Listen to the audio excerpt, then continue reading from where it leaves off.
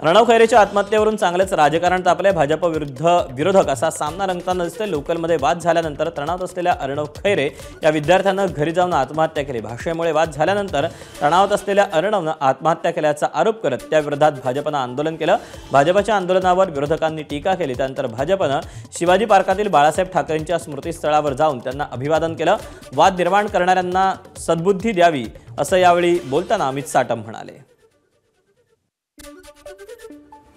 गुन्हा घडून गेल्यानंतर पोलीस आपलं काम नक्कीच करतील, जे दोषी असतील त्यांना शिक्षाही होईल, परंतु त्याने अर्णव खैरे हा मुलगा, हा मराठी तरुण आपल्या आई वडिलांना परत मिळणार नाही आणि त्यामुळे ही अत्यंत वेदनादायी आणि दुःख देणारी अशा प्रकारची घटना आहे आणि अशा प्रकारच्या घटना या भविष्यात घडू नये याकरता आमचा हा एक छोटासा प्रयत्न आहे, प्रार्थनेचा प्रयत्न आहे।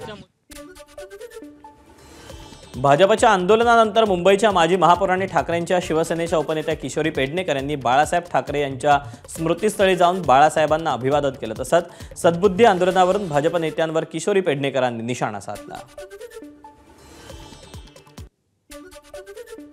श्रीमान बाळासाहेब ठाकरेंच्या स्मृतीस्थळावर नित्य नियमाने सकाळी पूजा होते। आज सकाळपासून त्याचे फोन यायला लागले, सगळ्यांचे यायला लागले की आम्हाला मज्जाव करतायत। मी म्हटलं का मज्जाव होतोय? तर म्हणे भारतीय जनता पार्टीचे काही पदाधिकारी मंत्री महोदय इथे म्हणे नतमस्तक व्हायला येणार आहेत। मुलाच्या मृत्यूचं राजकारण करून बाळासाहेबांच्या स्मृतीस्थळावर येण्याचं धाडस दाखवलं, पण आम्हाला आमच्या बाळासाहेबांच्या स्मृतीस्थळाचं कुठलंही राजकारण नको आहे। अर्णव खैरेच्या आत्महत्येवरून भाजपनं शिवाजी पार्कात जाऊन बाळासाहेबांच्या स्मृतीला अभिवादन करून राजकीय पक्षांना आणि नेत्यांना सद्बुद्धी द्यावी अशी प्रार्थना केली। त्यांच्या आंदोलनावर आता विरोधकांनी टीका केली। मृत्यूचं राजकारण भाजपकडून करण्यात येत असल्याचा आरोप मनसेचे नेते संदीप देशपांडेंनी केला। ही मुलं आहेत ज्यांच्याबरोबर हा वाद झाला, ती अजून पकडल्या गेली आहेत का? त्यांच्याकडनं अजून काही आपल्याला इनपुट्स आलेत का की काय झालं एक्झॅक्ट? वडील सांगतात, मी काय ते नाकारत नाही आहे, ते सांगतात ते खोटं सांगतात किंवा खरं सांगतात, आपल्याला माहीत नाही। हे सगळं व्हायच्या आधी एवढं राजकारण का करताय? एखाद्याच्या मृत्यूचा राजकारण करण्याचा नीचपणा भारतीय जनता पक्ष का करते? काय एवढी घाई आहे महापौरपद बसवायची इतकी की एखाद्याच्या मृत्यूचं नीच राजकारण करा पण आमचा महापौर बसवा? मराठी ओबीसी वादात अर्णवचा बळी गेला असून त्याला मुख्यमंत्री आणि भाजप जबाबदार असल्याचा आरोप ठाकरेंच्या शिवसेनेच्या नेत्या सुषमा अंधारेंनीही केला आहे। अर्णव खैरेच्या मृत्यूचं राजकारण करत भाजपा ज्या पद्धतीने ठाकरेंना एका आरोपीच्या कटघऱ्यात उभं करू पाहते, मुळात भाजपाचा हा DNA आहे की प्रत्येकाला जात आणि धर्माच्या राजकारणात ओढायचं। या राज्यामध्ये मराठा विरुद्ध ओबीसी या वादामध्ये जेवढे बळी गेले त्या सगळ्या बळींचा सदोष मनुष्यवधाचे गुन्हे हे या राज्याचे मुख्यमंत्री देवेंद्र फडणवीस आणि भाजपावर दाखल करावे लागतील। त्यामुळे राजकारण करताना आधी भाजपाने स्वतःचा चेहरा आरशात बघावा। अर्णव खैरे याच्या कुटुंबियांची उपमुख्यमंत्री एकनाथ शिंदेंनी फोनवरून संवाद साधला। यावेळी शिंदेंनी कुटुंबियांचं सांत्वन केलं। भाजप आमदार चित्रा वाघ यांनी अर्णव खैरेच्या कुटुंबियांची भेट घेतली। यावेळी त्यांनी कुटुंबियांचं सांत्वन केलं। तसंच अर्णव मराठी असून हिंदी बोलला हा काय त्याचा गुन्हा होता का असा सवालही चित्रा वाघ यांनी उपस्थित केला। तसंच महाराष्ट्रात विष कालवणाऱ्या सत्ता पिपासूंचा हेतू ओळखा असं देखील वाघ म्हणाल्या। काही राजकीय नेत्यांनी त्यांच्या लेकरांच्या भविष्यासाठी, त्यांच्या मुलांच्या भविष्यासाठी, त्यांच्या राजकीय अस्तित्वासाठी मुद्दामून हे भाषावादाचं विष लोकांच्या मनात कालवले आणि त्याची पहिली भीषण किंमत काल एका सामान्य मराठी कुटुंबाने मोजली। काय होता अर्णवचा गुन्हा? काय होता तो? मराठी असून हिंदी बोलला हा? लक्षात घ्या, मराठीचा मान राखणं आणि भाषेच्या नावावर द्वेष पसरवणं यात प्रचंड फरक आहे। काही नेते स्वतःच्या राजकीय फायद्यासाठी लोकांना मराठी हिंदी नावावर भिडवत आहेत। ठाण्यातील अर्णव खैरे आत्महत्या प्रकरणात ठाणे पोलिसांकडून 3 पथकं गठीत करण्यात आली। सीसीटीव्हीच्या आधारे पोलिसांनी अर्णव प्रवास करत असलेल्या रेल्वेच्या डब्याचा शोध घेतला। हिंदी बोलण्यावरून रेल्वेत झालेल्या मारहाणीमुळे अर्णवनं जीवन संपवलं होतं। मारहाणीमुळे तणावात येऊन आत्महत्या केल्याचा अर्णवच्या घरच्यांचा आरोप आहे। अर्णव हा CSMT ते अंबरनाथ लोकलनं मुलुंडच्या दिशेनं जात होता। आता अर्णवच्या डब्यात कोण होतं हे सीसीटीव्हीच्या आधारे तपासण्यात येत आहे। दिल्लीत सलग दुसऱ्या दिवशी शौर्यासाठी नागरिक रस्त्यावर उतरले। दिल्लीतील सेंट कोलंबा शाळेत शिकणाऱ्या 16 वर्षाच्या शौर्यानं आत्महत्या केली। या प्रकरणातील अद्याप दोषी शिक्षकांना अटक करण्यात आलेली नाही, त्यामुळे पालक आक्रमक झाले असून त्यांनी आज देखील आंदोलन केलं। शाळांनी कोणतीही दखल घेतलेली नाही ना पोलीस कोणती कारवाई करतायत याच्यात। पोलिसांनी या घटनेमध्ये आरोपींना ताबडतोब अटक करायला पाहिजे, परंतु आजही आरोपी वाऱ्यावर सोडलेले आहेत। आरोपींना कोणत्याही प्रकारची अटक केलेली नाही, जे की तातडीनं यामध्ये आरोपींना अटक करून त्यांच्यावरती कारवाई व्हायला पाहिजे। अरेस्ट नहीं किया, खाली सस्पेंड किया है, बट उनको जल्दी से जल्दी अरेस्ट करना चाहिए था, अभी तक हो जाना चाहिए था, बट अभी ऐसा कुछ हुआ नहीं। तो यही रहेगा कि उनको अरेस्ट हो और जल्दी से कुछ ना कुछ कड़ी सजा मिले, ताकि आगे जाके ऐसा कोई इंसिडेंस आ नहीं पाए। मैडम, ये वहाँ पे हमने कई दूसरे पेरेंट्स से भी बात की, तो टीचर स्टूडेंट्स का भी ये कहना था कि इस प्रकार की हरासमेंट होती है, तो ये हरासमेंट रोकने के लिए अभी तक स्कूल का कुछ अप्रोच चेंज हुआ है, ऐसा आपको लगता है? सर नो, बिल्कुल भी कुछ भी चेंज नहीं हुआ। वो तो बल्कि उनको प्रोटेक्ट कर रहे हैं कि ऐसा कुछ नहीं है, ऐसा कुछ नहीं है। सिर्फ उनको रोकने के ऊपर उन्होंने बस उनको सस्पेंड किया है और कुछ एक्शन नहीं लिया गया, और कोई एक्शन नहीं लिया गया। हम चाहते हैं कि कुछ एक्शन लिया जाए, उनको सजा मिले। मालेगावात जनाक्रोश मोर्चातील आंदोलकांवर छावणी पोलीस ठाण्यात गुन्हा दाखल करण्यात आला। सार्वजनिक ठिकाणची मालमत्ता हानी, सरकारी कामात अडथळा आणल्याचा आरोप करण्यात आला। 200 ते 250 लोकांवर गुन्हा दाखल करण्यात आला। मालेगाव तालुक्यात डोंगराळे गावात 3 वर्षीय चिमुरडीवर अत्याचार करून तिची निर्घृण हत्या करण्यात आली होती। या घटनेच्या निषेधार्थ काल मालेगावात जनाक्रोश मोर्चा काढण्यात आला होता। संतापलेल्या जमावानं न्यायालयाचं गेट तोडून आतमध्ये शिरण्याचा प्रयत्न केला। नाशिकच्या मालेगाव चिमुकलीवर झालेल्या अत्याचाराचे पडसाद राज्यभर उमटत आहेत। अहिल्यानगरच्या अकोलेमध्ये नागरिकांनी मूक मोर्चा काढून घटनेचा तीव्र निषेध नोंदवला। आरोपीला कठोरात कठोर शासन व्हावं या मागणीसाठी निघालेल्या मोर्चात मोठ्या संख्येनं नागरिक सहभागी झाले होते। त्याचप्रमाणे कीर्तनकार इंदुरीकर महाराज देखील काही वेळासाठी आपल्या सहकाऱ्यांसह या मोर्चात सहभागी झाले होते। दिल्ली बॉम्बस्फोटाप्रकरणी मोठी बातमी समोर आली आहे। दहशतवादी कटात कॅब चालकाचं नाव समोर आल्याची माहिती सूत्रांनी दिली। तसंच स्फोटकं बनवण्यासाठी पिठाच्या गिरणीचा वापर दहशतवादी करत होते। पिठाच्या गिरणीत अमोनियम नायट्रेट दळत असल्याचं तपासातून समोर आलं। याबाबत इलेक्ट्रॉनिक मशीनचा वापर करून धातू वितळवण्याचं काम दहशतवादी करत असल्याची बाब समोर आली। फरीदाबादमधील एका कॅब चालकाच्या घरी पिठाची गिरणी असल्याची माहिती समोर आली। माओवादी हिडमा आणि त्याच्या 6 सहकाऱ्यांचा 15 नोव्हेंबरला आंध्र प्रदेशच्या जंगलात एन्काउंटर झाल्याची घटना खोटी असल्याचा दावा माओवाद्यांनी केला। माओवाद्यांकडून पत्रक जारी करत हा दावा करण्यात आला। हिडमा त्याच्या सहकाऱ्यांसोबत आंध्र प्रदेशच्या विजयवाडात उपचाराला गेले असता त्याला धोक्यानं पकडून आत्मसमर्पण करण्यास सांगितलं, मात्र त्यानं नकार दिल्यास SIB पथकानं मारेडू मिल्लीच्या जंगलात नेत हत्या केल्याचा बनाव करण्यात आला असा दावा माओवाद्यांनी केला।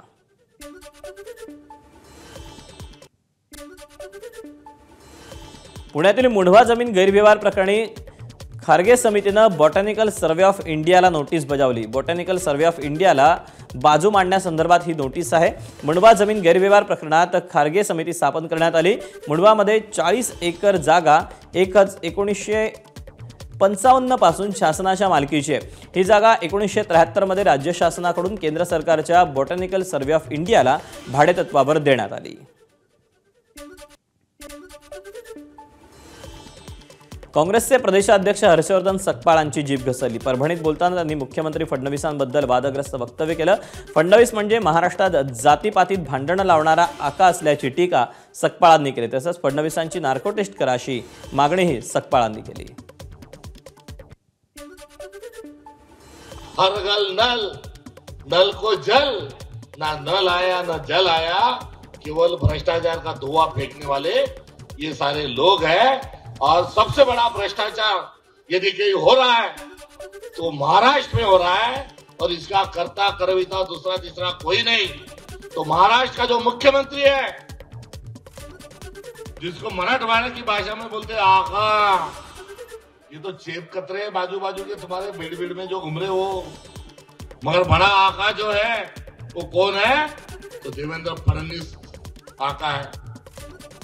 सुरेश राव आप बोलते नार्को टेस्ट करो, नार्को टेस्ट करो।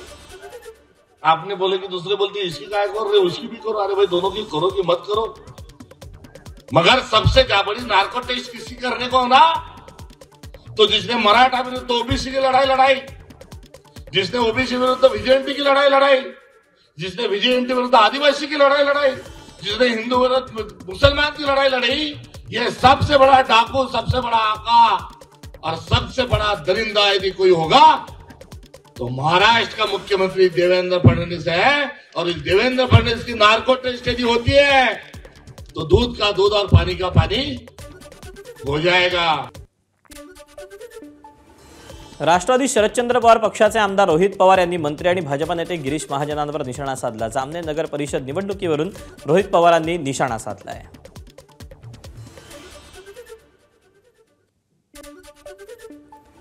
जळगाव जिल्ह्यात पाचोरा नगर परिषदेच्या निवडणुकीत शिंदे सेना आणि भाजपमध्ये जोरदार लढत होणार आहे। शिंदेच्या सेनेत आणि भाजपात युती झाली नाही। शिंदेच्या सेनेकडून आमदार किशोर पाटलांच्या पत्नी सुनीता पाटलांविरोधात भाजपच्या उमेदवार माजी आमदार दिलीप वाघ यांच्या पत्नी सुचेता वाघ या रिंगणात आहेत। दोघांनीही प्रचाराला सुरुवात केली आहे। धुळ्यातल्या दोंडाईच्या वरवाडे नगर परिषदेत भाजपचा झेंडा फडकला। नगराध्यक्षानंतर नगरसेवकांच्या सर्व 26 जागांवर भाजपचा बिनविरोध विजय झाला। धुळ्यातील शिरपूर वरवाडे नगर परिषदेत भाजप आणि शिंदे सेनेत लढत पाहायला मिळणार आहे। नगराध्यक्षपदासाठी 2 उमेदवार निवडणुकीच्या रिंगणात आहेत। भाजपकडून अमरीश पटेल यांचे चिरंजीव चिंतन पाटील तर शिंदेच्या सेनेचे हेमंत गुलाबराव पाटील यांच्यात लढत होणार आहे। भंडाऱ्यात नगरपालिका निवडणुकीचं राजकारण तापलेलं असताना दुसरीकडे बहिरंगेश्वर मंदिरात आयोजित करण्यात आलेल्या देव दिवाळीच्या कार्यक्रमात वेगळंच चित्र पाहायला मिळालं। भंडारा नगरपालिकेच्या नगराध्यक्षपदाच्या काँग्रेस उमेदवार जयश्री बोरकर, भाजपच्या मधुरा मदनकर आणि शिंदे सेनेच्या डॉक्टर अश्विनी भोंडेकरांनी एकत्र येऊन देवाला विजयासाठी साकडं घातलं। गडचिरोलीतील 3 नगरपालिकांमध्ये नगराध्यक्षपदासाठी 23 जण मैदानात तर 3ही नगरपालिकांमध्ये नगरसेवक पदासाठी उमेदवार अर्ज भरल्यानंतर 15 जणांनी माघार घेतली। गडचिरोली आणि देसाईगंजमध्ये भाजपच्या बंडखोरांनी माघार घेतली। उमेदवारी कापल्यानं कार्यकर्ते नाराज होतात, मात्र वाशिममध्ये वेगळंच घडलेलं आहे। चक्क उमेदवारी कापल्यानं कार्यकर्त्यांनी बॅनर लावून उमेदवारी कापल्याबद्दल आभार मानले। त्यामुळे या बॅनरची सर्वत्र चर्चा सुरू आहे। छावा संघटनेचे प्रदेशाध्यक्ष विजयकुमार घाडगे यांना लातूर पोलिसांनी अटक केली। लातूरच्या औसामध्ये अजित पवारांची जाहीर सभा पार पडली। या सभेत अजित पवारांना जाब विचारण्यासाठी छावा संघटना आक्रमक पद्धतीनं आंदोलन करण्यात होती। या ठिकाणी कार्यकर्ते जमणार होते। केंद्र सरकारने एक मोठा निर्णय घेतला। देशात नवीन श्रमसंहिता लागू करण्याचा निर्णय केंद्र सरकारने घेतला। या निर्णयामुळे देशभरातील कामगारांना मोठा फायदा होणार असल्याचं सांगितलं जात आहे। गेल्या काही दिवसांपासून देशात नवीन कामगार संहिता अर्थात लेबर कोड लागू करण्याची प्रक्रिया सुरू झाली होती। घर खरेदीदारांना दिलासा मिळावा आणि महारेराकडून विकासकांना आदेशित केलेली नुकसान भरपाई वेळेत प्राप्त व्हावी यासाठी महारेरानं उच्च न्यायालयाच्या निर्देशानुसार प्रमाणित कार्यप्रणाली जाहीर केली। या नवीन कार्यपद्धती अंतर्गत नुकसान भरपाई ठरवूनही पुरेशी संधी दिल्यानंतरही रक्कम न देणाऱ्या विकासकांची प्रकरणं संबंधित क्षेत्रातील प्रधान नागरी दंडाधिकाऱ्यांकडे पाठवण्यात येणार असून अशा विकासकांना 3 महिन्यापर्यंतच्या कारावासाची शिक्षा देण्यात येईल अशी माहिती महारेराकडून देण्यात आलेली आहे। सिडकोच्या इतिहासात प्रथम येणाऱ्या प्रथम प्राधान्यत्वावर 4508 घरांची गृहनिर्माण योजना जाहीर करण्यात आली। योजनेच्या ऑनलाईन अर्ज नोंदणीला सुरुवात झाली। अर्जदारांना प्रथमच स्वतःच्या पसंतीची सदनिका निवडण्याचं स्वातंत्र्य हे या योजनेचं प्रमुख वैशिष्ट्य आहे। राज्य परीक्षा परिषदेतर्फे आता वर्षातून 2 वेळा शिक्षक पात्रता परीक्षा म्हणजेच टीईटी आयोजित करण्याचं नियोजन आहे। पुढील 2 वर्षे प्रत्येकी 2 याप्रमाणे 4 परीक्षा घेतल्या जाण्याची शक्यता आहे। तसंच टीईटीसह परीक्षा परिषदेतर्फे घेतल्या जाणाऱ्या सर्व परीक्षांमध्ये गैरप्रकार रोखण्यासाठी सध्या करण्यात येत असलेल्या उपाययोजनांव्यतिरिक्त आधारित प्रमाण पद्धती उमेदवारांच्या प्रमाणपत्रासाठी डिजिलॉकरची सुविधा देखील दिली जाणार आहे।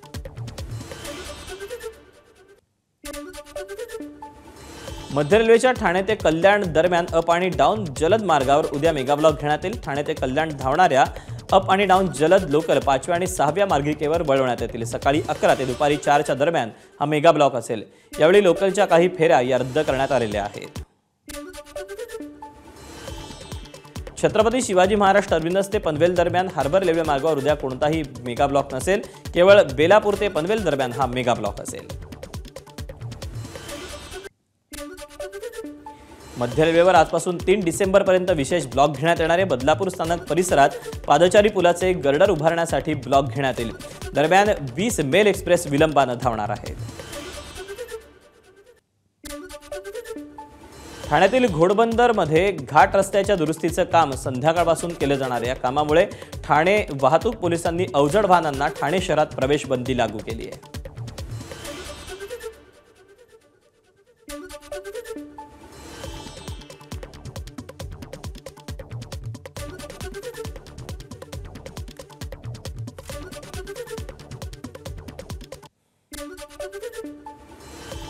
पुण्यातील नवले पूल अपघाताचा केंद्रबिंदू असल्यानं आता त्यावरून स्थानिक नागरिक प्रचंड आक्रमक झालेत। नवले पुलावर दशक्रिया विधी करून स्थानिकांनी निषेध नोंदवला। स्थानिकांनी राष्ट्रीय महामार्ग प्रशासनाचा दशक्रिया विधी करून निषेध नोंदवला।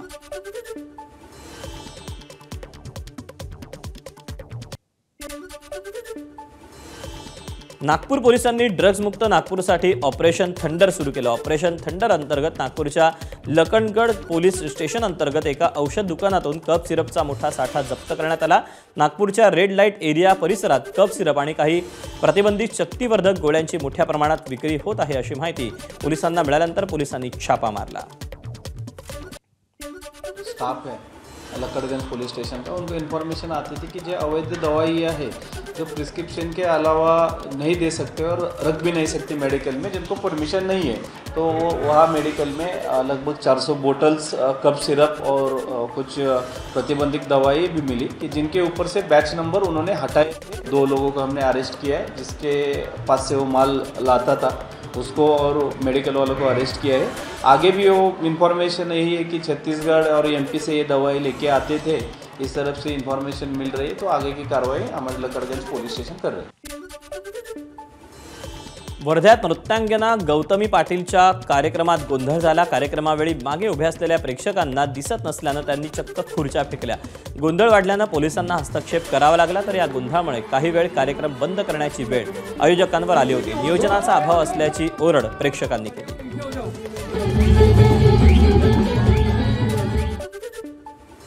बीडमधील मावेजा गैरव्यवहार प्रकरणात शासकीय सेवेतील दोघांना निलंबित करण्यात आलं। धुळे सोलापूर महामार्ग भूसंपादन प्रकरणात वाढीव मावेजा लाटण्यासाठी जिल्हाधिकाऱ्यांची बनावट सही करून तब्बल 241 कोटींचा वाढीव मावेजा मंजूर करून घेण्यात आला।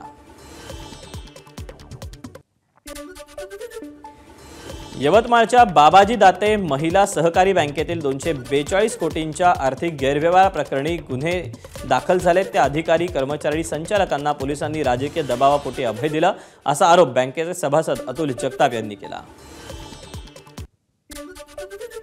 बीडच्या माजलगाव तालुक्यात पंढरपूर खामगाव राष्ट्रीय महामार्गावर लहामेवाडी फाट्याजवळ रात्री ट्रॅव्हल्सवर दरोडा टाकण्याचा प्रयत्न झाला, मात्र ट्रॅव्हल्समधील प्रवाशांनी हा प्रयत्न हाणून पाडला। धाराशिवमध्ये नागरिकांनी चोरीचा कट उधळून लावला। डोक्यावर केसाचे टोप घालून चोरटे आले होते। एमआयडीसीमध्ये दबा धरून बसलेल्या चोरांना नागरिकांनी पकडून बेदम चोप दिला। उपमुख्यमंत्री अजित पवार यांनी बीडच्या माजलगावमध्ये धावती भेट दिली। यानंतर ते धारूरकडे जात असताना त्यांच्या ताफ्यातील गाडीचा अपघात झाला। ताफ्यातील अग्निशामक दलाच्या वाहनावरील नियंत्रण सुटल्यानं हे वाहन शेजारच्या खड्ड्यात पलटी झालं। पनवेलमध्ये अनियंत्रित कार कंटेनरला धडकल्यानं भीषण अपघात झाला। या अपघातात दोघांचा मृत्यू झाला असून दोघे गंभीर जखमी झालेत। पोलिसांनी दिलेल्या माहितीनुसार चालकाचा वेग आणि बेपर्वाईनं गाडी चालवल्यामुळे हा अपघात घडल्याची माहिती आहे। राजकारणी वेगवेगळ्या शक्कल लढवून जमीन हडप करताना दिसतात। घोटाळे समोर येतात। मात्र पुण्यातल्या कचरा वेचक कामगार असलेल्या अंजू माने यांनी सगळ्या राजकारण्यांना थोडा विचार करायला भाग पडलं। त्याचं कारण पुण्यातील कचरा वेचक कामगार असलेल्या अंजू माने यांना कचरा वेचताना 10 लाखपेक्षा जास्त पैसे असलेली एक बॅग सापडली। मात्र कसलाही मोह न करता त्यांनी पैसे घामाघूम झालेल्या पैशाच्या शोधात असलेल्या व्यक्तीला थेट परत केले। त्यांच्या प्रामाणिकपणाचं सर्व स्तरातून कौतुक होतंय। पुण्यातील सदाशिव पेठेत अंजू माने सकाळी कचरा उचलण्यासाठी जात होते, त्या दरम्यान हा सगळा प्रकार घडला। 11 वर्षीय शाळकरी मुलावर बिबट्यानं हल्ला केला। पाठीवरील दप्तरानं विद्यार्थ्याचा जीव थोडक्यात बचावला। पालघरच्या उटावली गावात ही घटना घडली। विद्यार्थ्यांनी दाखवलेल्या तत्काळ धाडसामुळे मोठी दुर्घटना टळली। परिसरात मुलांच्या धाडसाचं कौतुक होत आहे। नाशिकच्या निफाडमध्ये रानवड गावात गेल्या 2 महिन्यांपासून धुमाकूळ घालणाऱ्या बिबट्याला जेरबंद करण्यात अखेर यश आलं। यामुळे या परिसरातील ग्रामस्थांनी सुटकेचा निश्वास सोडला। अकोल्यात तपडिया नगर भागात काल पहाटे बिबट्या दिसल्याचा दावा नागरिकांनी केला होता। मात्र हा बिबट्या असल्याचं काल वनविभागानं नाकारलं होतं। अखेर पगमार्क आणि इतर परिस्थितीजन्य पुराव्यांवरून हा बिबट्या असल्याचं वनविभागानं मान्य केलं। धावत्या रेल्वेत न्यूडल्स शिजवणाऱ्या व्हिडिओची रेल्वे प्रशासनानं दखल घेतली। रेल्वे कायद्यातल्या कलम 147 नुसार महिलेवर कारवाई होणार असल्याचं रेल्वेनं सांगितलं। महिलेचा हा व्हिडिओ सोशल मीडियावर चांगलाच व्हायरल झाला होता। भारतीय महिला संघाची स्टार खेळाडू उपकर्णधार आणि सांगलीची कन्या स्मृती मानधना आपल्या नव्या इनिंगसाठी सज्ज झाली असून तिचा विवाह पलाश मुच्छल सोबत रविवारी होतोय। या विवाह सोहळ्यासाठी आता एकच दिवस शिल्लक असल्यानं सांगलीमध्ये स्मृतीच्या लग्न सोहळ्याची घाई सध्या वाढली आहे। एबीपी माझा, उघडा डोळे बघा नीट।